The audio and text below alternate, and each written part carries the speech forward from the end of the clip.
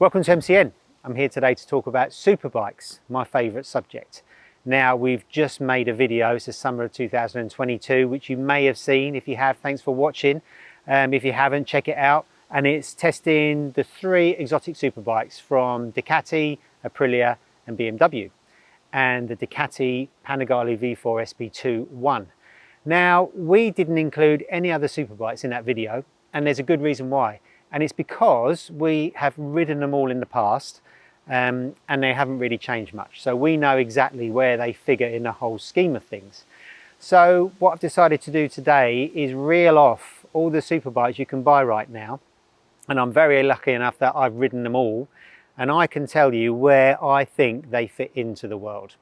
I'm also going to answer a few of the comments that we saw in that exotic superbike video. The first of all was the fact that superbikes, road bikes versus race bikes. Obviously, the R1's been really successful in racing, BSB, WSB, MotoGP. Kawasaki's do well in racing with Johnny Ray at BSB level as well. Ducatis. Race bikes are completely different to road bikes. And when we do our group test, we're taking bikes from the dealerships and razzing them around the track and riding them on the road. So our opinion of those bikes is those bikes that we're riding. If you take Johnny Ray's bike, for example, a set of Johnny Ray's forks probably cost more than all the superbikes we were testing in our exotic bike video. So you can't even relate to those. The next thing is to talk about all these superbikes in price category. So there's a lot of them here, so I've written them down. So if we talk about the affordable superbikes, well, really none of them are affordable because the price has rocketed up over recent years. So let's categorize them in sub £20,000. So I'm going to give you the prices of all of these, but obviously they'll change probably as the video goes out because the prices are spiraling and in different countries they're going to cost different amounts. So I'm going to rattle through these in alphabetical order, starting with the Aprilia RSV4 1100, the base model, £16,900, absolutely cracking value. Wouldn't be too far behind a factory. The ride quality wouldn't be quite as plush because it's got normal suspension, but the same comments would apply. It would be very, very cramped. So if you're a shorter rider, the Aprilia would be fantastic. Very good bike at that price. Then we've got the BMW S1000RR.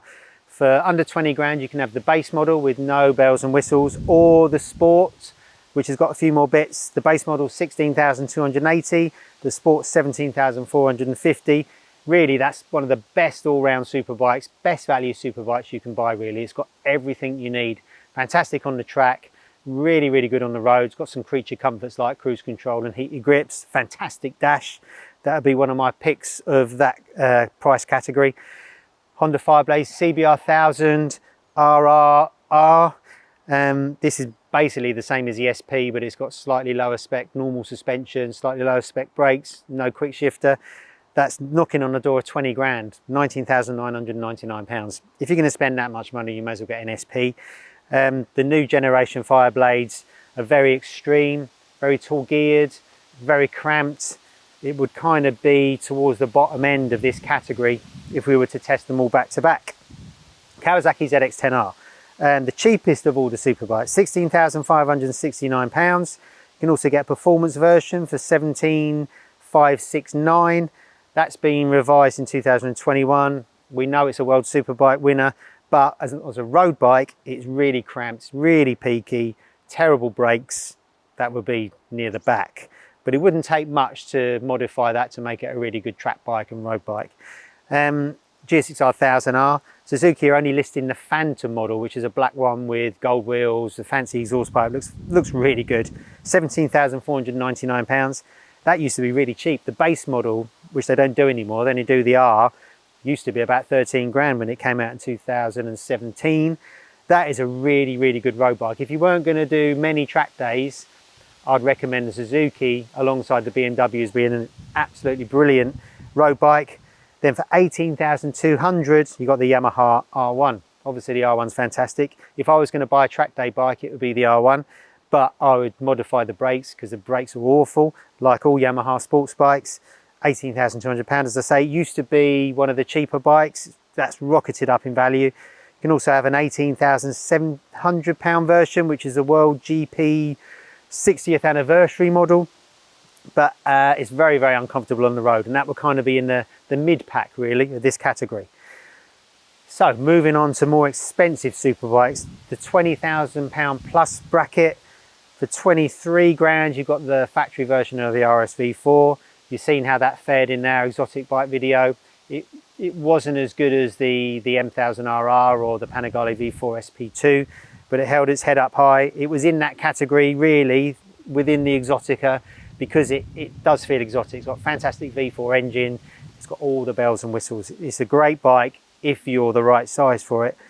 £21,000 gets you the S1000RR M Package, which we think is better than the M1000RR. Electronic suspension, all the bells and whistles, carbon fibre wheels, an absolutely brilliant superbike. That would probably win that category. Then you've got the base model Ducati V4, £21,495. Again, like the Blade, if you're going to go that deep into your bank account, you may as well get the V4S. But that's had a load of upgrades for 2022 to make it easier to ride. It's one of the most beautiful superbikes you can buy. It's gorgeous. And then staying on Ducatis, you've got the S model, which is £26,595. Probably not as good a road bike as the S1000RR M Package, but as an absolutely drop dead gorgeous, does everything superbike that you can just brag to your mates about and is flipping fast around the track. That would be right up there as well. Could even win that class.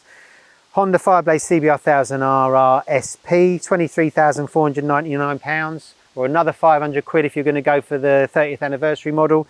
A lot of people have spoken about that. It has been modified this year. We've ridden it.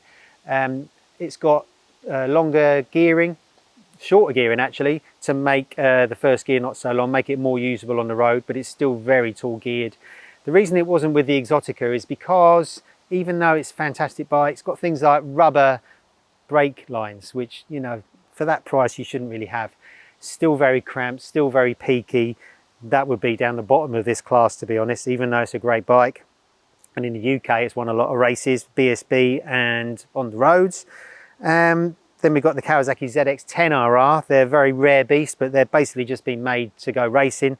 So they've got a few engine mods which make them more tunable, but doesn't really make it a better road bike. That would be down there. It's very expensive, £24,799. And then the Yamaha R1M, £23,600. That's a gorgeous bike. If it had better brakes, it would be right up there, but the brakes really let it down. And you can only, I know you can dump the ABS, I know you can change the brakes, but when you're testing these bikes as road bikes, you can only test the bike you've got. Again, I'd have one of those for track days, but that would be kind of in the middle order.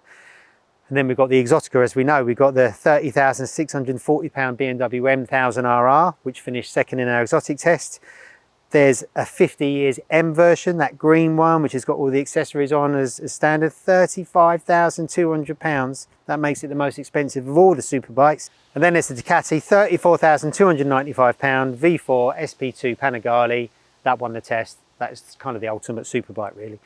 Worth mentioning as well, a lot of people have commented on some of the hyperbikes you can buy, most notably the Kawasaki H2, which is a very impressive bike. Kawasaki don't make the H2 anymore, the normal one, not in the UK anyway. They don't sell it there. We've tested that bike against an R1 before. It's way too heavy really to even compete. It's more of a bike in the same vein as a Booster or a ZZR 1400, but it is an impressive thing. Kawasaki do list the H2R on their UK website. Wickedly expensive. I think it's close to £60,000. It's much lighter, it's much faster, but you can't actually ride it anywhere because it is too loud. So it's a bike you can't ride on the road and you can't ride on the track, which makes it really good, but ultimately pointless. So the big question is which one should you actually buy? Which one's going to give you the biggest bang for your buck? Well, I would say that overall it would be the BMW S1000RR Sport. That's under £20,000. You get all the bells and whistles with it. It's fantastic on the road, fantastic on the track. And just slightly behind that, I'd really recommend the Suzuki GSX-R1000R because it's affordable, because it's a really great road bike. It's relatively simple compared to the latest and greatest, but it is really good. And if you were just going to do track days, I would say get a decent set of brakes and buy the R1. So that's the kind of the state of the Superbike Nation really in 2022. Hope that's helped fill in some of the gaps for you. but we'll certainly be looking forward to trying the next batch next year.